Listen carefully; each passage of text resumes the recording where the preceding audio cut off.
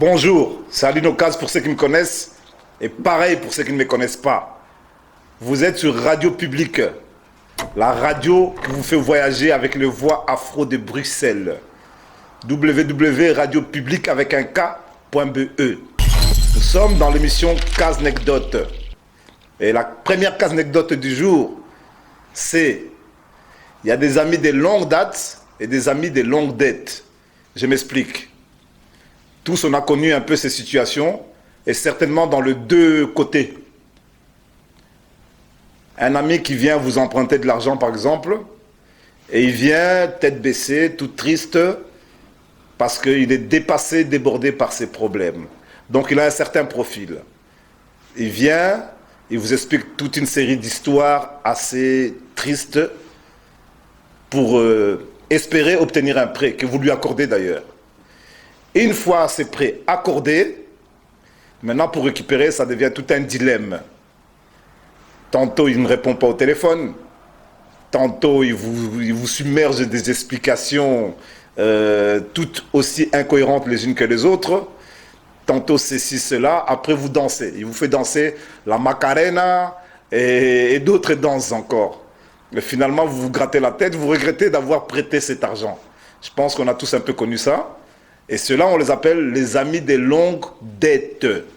Ça veut dire que quand ils viennent pour emprunter, ils ont un profil. Et pour rembourser, ils changent de profil. Mais maintenant, avec les aléas de la vie, je pense qu'on s'est déjà un peu tous retrouvés des deux côtés. Mais il y a des cas quand même assez extrêmes, que pour récupérer, il faut traverser l'océan à la nage quasiment. Donc ça, c'est les amis des longues dates. Quant aux amis les amis de longue dette. Quant aux amis des longues dates, eux, forcément, on est content de les voir. On les serre dans les bras, avant le corona, bien sûr. On les prend dans les bras, on les câline, et on est content de les revoir parce que c'est des vrais amis et des vraies amitiés qui perdurent jusqu'à aujourd'hui. Et il n'y a pas de dette, pas de créance, c'est des relations équilibrées. La deuxième anecdote, c'est si la menthe était religieuse, elle ne serait pas tueuse. Je m'explique. Imaginez-vous, de toute façon, jusqu'à preuve du contraire, les religieux ne tuent pas, comprennent qui pourra. Je m'explique. C'est-à-dire que la femme de vos rêves, la femme de vos fantasmes, la femme qui vous tourmente le cerveau, la tête, qui est dans votre tête en permanence. Imaginez que vous commencez à faire évoluer votre relation. Vous la courtisez. Et vous vous rapprochez du but. Vous rapprochez du but, vous rapprochez du but. Et le jour du but final, où vous allez conclure, mais vous savez qu'une fois que vous aurez conclu, elle va vous arracher la vie. Elle vous enlève la vie. Et dans des cas de figure concrets, je connais certains kamikazes qui vont quand même aller jusqu'au jour de l'étreinte, en sachant que c'est leur dernier jour à vivre. Ils vont consommer, prendre leur plaisir, leur extase, et après, ils savent que c'est fini. Imaginez que vous avez Beyoncé pour une nuit. Vous direz non? Vous direz oui? Allez à vos claviers et faites-moi savoir c'est quoi vos réponses, parce que je sais que les avis seront partagés. Il y a des gens qui vont faire cette nuit avec Beyoncé, quitte à perdre la vie. Il y a des gens qui ont plus la tête sur les épaules, qui ne vont pas le faire, mais avec 1000 regrets. À vos claviers, dites-moi quoi. Ça, c'était la deuxième casse-necdote. Et puis, ceci en passant, c'est une émission radio. Donc, grand respect quand même à M. Jay-Z, hein, Mr. Ova. C'est pas contre toi, mais bon, tu as quand même une femme fatale qui est le fruit des désirs de bien des hommes, mariés ou célibataires, certes. La troisième casse-necdote, je vais vous parler d'un phénomène bien particulier. Je dirais que les briseurs de rêves sont nos pires cauchemars. Oui. Et ça, je pense aussi que c'est un vécu pour tous les jours. Les briseurs de rêves sont nos cauchemars. Je m'explique. On a tous des projections, des visions, des ambitions. Mais on a tous dans notre cercle d'amis un ou deux amis que dès qu'on se met à parler du futur, d'ambition, ils vous cassent directement. Ça veut dire que si tu as un projet de réaliser ceci ou cela, eux, d'entrée de jeu, ça ne va pas marcher. Ça ne marchera pas et il t'invente des explications dont il a le secret. Il te sort des lapins de sa poche, de son chapeau. Oui, ça ne marchera pas, laisse tomber, de toute façon. Ils prennent toujours un ton assez gore pour vous décourager.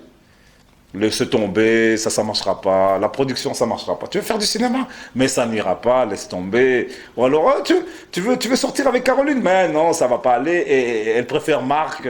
Ça veut dire que avant même que vous entamez les premiers pas, et ils vous coupent l'envie de continuer. Ça veut dire qu'ils vous brisent vos rêves. Ils stoppent vos ambitions d'entrée de jeu. Ils ne vous laissent même pas essayer. Ils vous empêchent d'essayer. Vous savez qu'est-ce qu'il faut faire avec ces gens? Des personnes. Vous les écartez le plus loin possible. Si possible, hors de la Terre même. Sur une autre planète. Voilà. Ça, c'était pour les briseurs de rêves. Il ne faut pas laisser les briseurs de rêves autour de vous.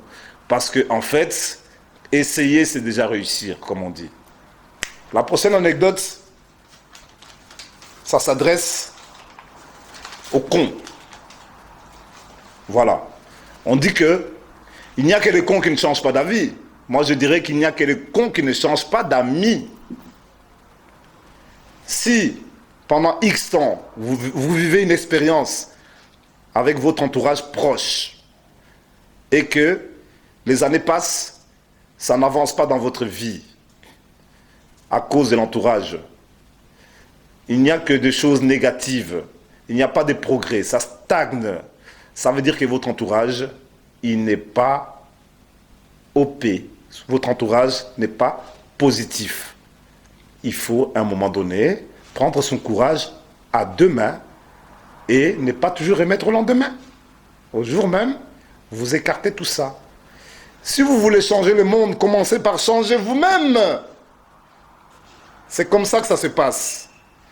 Voilà, ça c'était l'anecdote du jour. Maintenant, la dernière anecdote, c'est sur le choix. Tout est lié aujourd'hui. Je disais que le choix est un luxe négligé et non une sanction infligée. Je m'explique. Dieu nous a donné le libre arbitre, donc la liberté de choisir. Il y a plusieurs choix. Tous les jours, on fait des choix dans la vie. Choix vestimentaire, choix alimentaire, choix des concubines, choix de mariage, choix de divorce. Il y a les choix. Le choix est un luxe s'il est utilisé à bon escient. S'il est mal utilisé, c'est un choix perdu.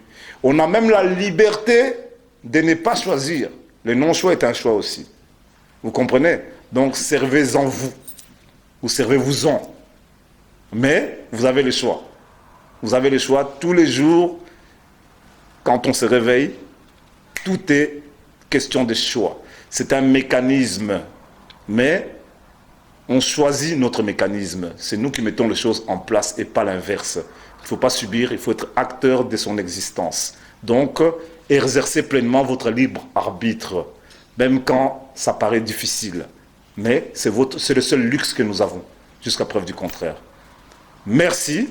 C'était Aline Okaz pour les cases anecdotes sur Radio Public, www.radiopublic.be. Les voix afro qui vous font voyager. C'est les voix afro de la capitale de Bruxelles. Merci.